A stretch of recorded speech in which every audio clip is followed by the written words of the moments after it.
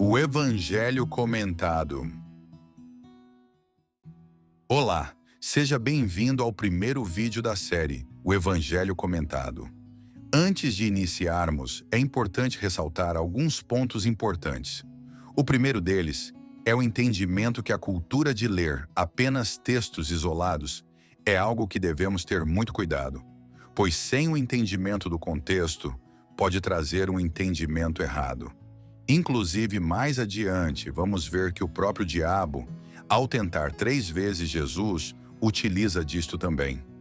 Sabendo disso, vamos juntos efetuar a leitura do Novo Testamento em ordem, agrupando capítulos que têm o mesmo assunto, apresentando o contexto do texto e comentando.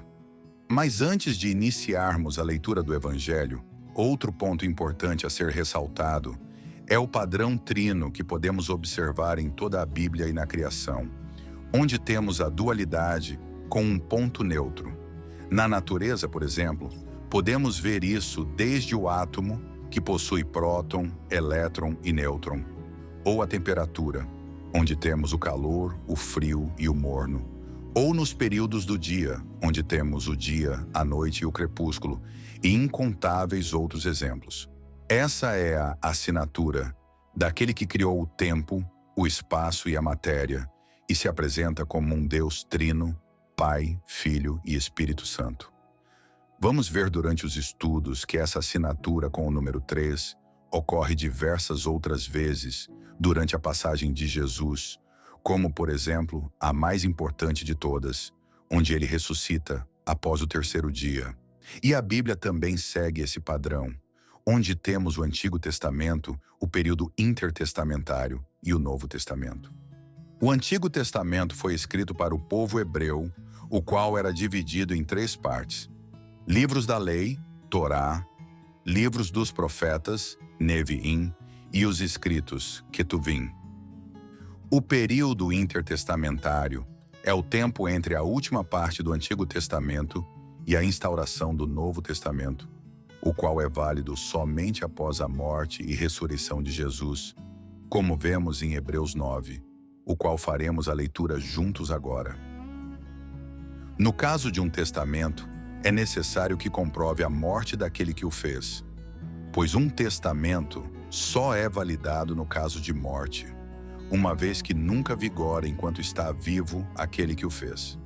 Por isso, nem a primeira aliança foi sancionada sem sangue. Quando Moisés terminou de proclamar todos os mandamentos da lei a todo o povo, levou sangue de novilhos e de bodes, juntamente com água, lã vermelha e ramos de hisopo, e aspergiu o próprio livro e todo o povo, dizendo: "Este é o sangue da aliança que Deus ordenou que vocês obedeçam." Da mesma forma, aspergiu com sangue o tabernáculo e todos os utensílios das suas cerimônias. De fato, segundo a lei, quase todas as coisas são purificadas com sangue, e sem derramamento de sangue não há perdão.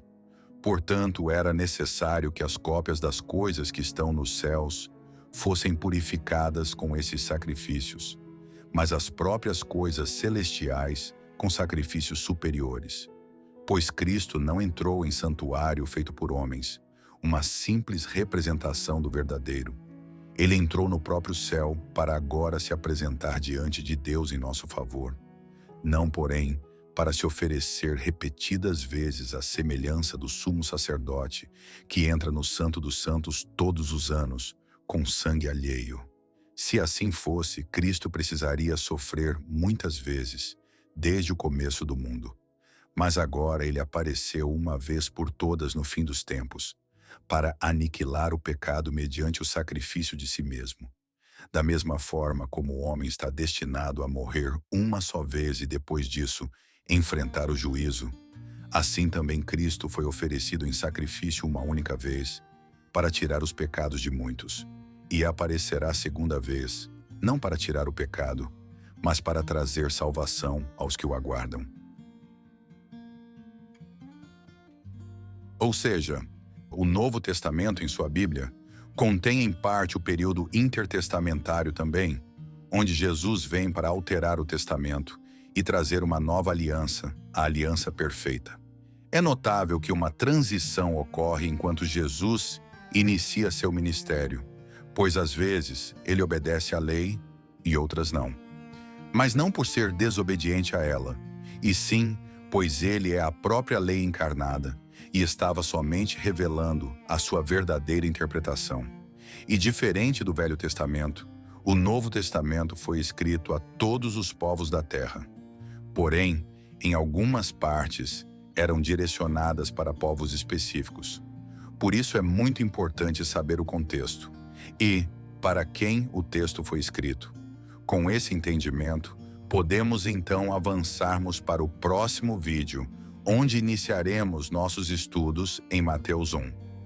O link desta playlist e do próximo vídeo você pode encontrar na descrição deste vídeo e no primeiro comentário fixado. Bons estudos e nos vemos no próximo vídeo.